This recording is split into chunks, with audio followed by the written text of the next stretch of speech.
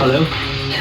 ओ हाय जिया, आज अचानक मेरी याद कैसे आ गई? मोंटी, तुम्हें याद है कि तुमने कहा था कि तुमने अपनी शादी का सूट बनवा कर रखा है? हाँ बिल्कुल। बस उसको ड्राई क्लीन करवा लो, उसको पहनने का टाइम आ गया है। रियली? सच कह रही हो तुम? उछलो मत एक्सक्यूजी, जो कहा है वो करो। Okay, bye. बाय। भाभी। अरे जिया तुम। भाभी देखो तो ये जोड़ा कैसा है? बहुत सुंदर है, जैसे हमारी जिया। बातें बहुत नीची करती हैं आप।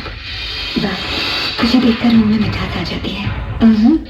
मुझे भी कुछ ऐसा ही लगता है। एनीवे, आप जल्दी से ये जोड़ा पहनकर तैयार हो जाइए। ये तो क्या कह रही है? तू पागल तो नहीं हो गई? मैं विधवा हूँ जिया, मैं ये जोड़ा कैसे पहन सकती हूँ? किस जमाने की बातें कर रही हैं भाभी?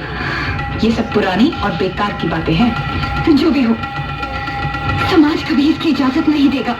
आपको मेरी खुशी देखनी है या समाज की? तेरी खुशी के लिए मैं कुछ भी कर डालूं जिया। तो बस आप ये जोड़ा पहनकर जरूर आएंगी। और यही नहीं, आज तो सगाई की अंगूठी भी मैं आपके हाथ से ही लूंगी भाभी। नहीं, देख देख, तू मुझे मजबूर मत कर। मैं कुछ नहीं सुनना चाहती। आप जल्दी से जोड़ा पहनकर तैयार हो जाइए, वरना मैं ये शादी नहीं करूंगी। आप मुझे अच्छी तरह से जानते हैं ना भाभी?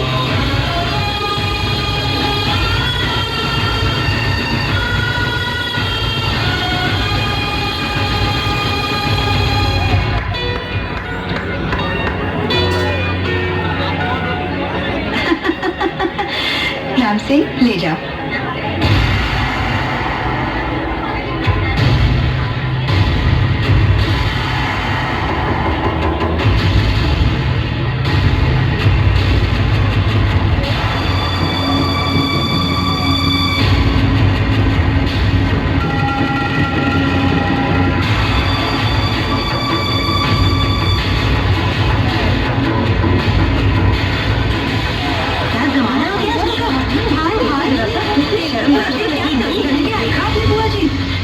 राम राम राम, क्या घोर कलयुग आ गया है। हाँ बुआ जी, देखो तो सही, क्या सज धज के आई है। आज के जमाने में धर्म कर्म का तो कुछ रहा ही नहीं। वही तो है ये करण की विधवा। क्या तो नाम है इसका? जी काजल नाम है इनका। और हाँ, ये वही है। लेकिन आप लोगों को क्या कहना है? खुलकर कहिए ना। कहना क्या है बेटी, इतनी सज धज इसको शोभा नहीं देती। अभी दिन ही कितने हुए पति को मरे।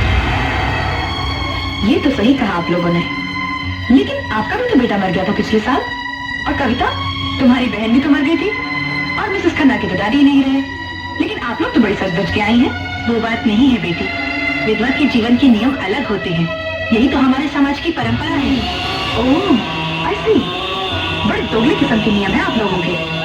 अगर बाप मर जाए, बेटा मर जाए, भाई मर जाए तो कोई गम नहीं, लेकिन अगर पति मर जाए तो सफेद लिबास पहन लेना चाहिए। क्यों? मैं पूछती हूँ, क्यों ये नियम लागू होते सिर्फ हम औरतों पर, मर्दों पर क्यों नहीं? क्यों नहीं पहन के घूमते ये मर्द सफेद लिबास? वाह रे मेरे देश की परंपरा।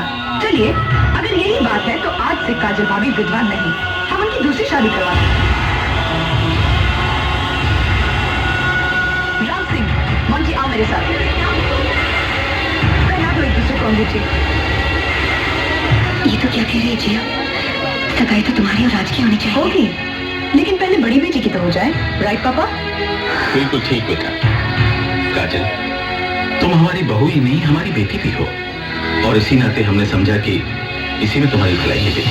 हाँ बेटी, अभी तो सारी उम्र पड़ी है तुम्हारे सामने, और हम तो शुक्रगुजार हैं सिंघानिया साहब के और इनके इस नेक ख्याल के बेटे। ये क्या बातें कर रहे हैं आप लोग? किसी ने मुझसे भी पूछा है कि क्या मैं इस शादी के लिए तैयार हूँ? क्यों भाभी, मोंटी में कोई कमी है क्या? कहीं ऐसा तो नहीं कि तुम्हें किसी और से प्यार हो गया? क्या बकवास कर रही हो तुम? सच्ची तो कह रही हूँ मैं, तुम्हें मेरे होने वाले पति राज से प्यार है।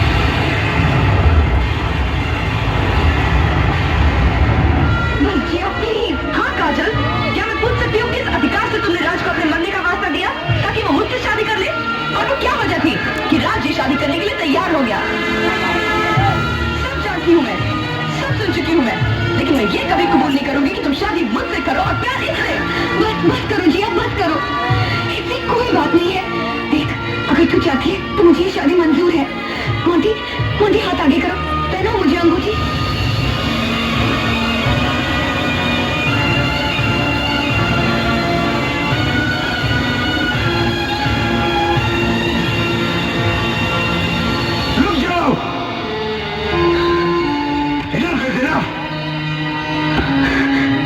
होश में आओ काजल। किसी और की खुशी के लिए तुम अपनी जिंदगी बर्बाद नहीं कर सकती। क्यों क्यों दूसरी शादी करने से क्या जिंदगी बर्बाद हो जाती है? क्यों रोक रहे हो तुम इसकी शादी? क्या लगती है ये तुम्हारी? क्या रिश्ता है तुम्हारा इसके साथ? कहीं तुम ये तो नहीं चाहते कि तुम्हें बीवी मिल जाए, खैर भी बनी रहे? तुम जानना चाहती हो मेरी क्या लगती है? जानना चाहती हो?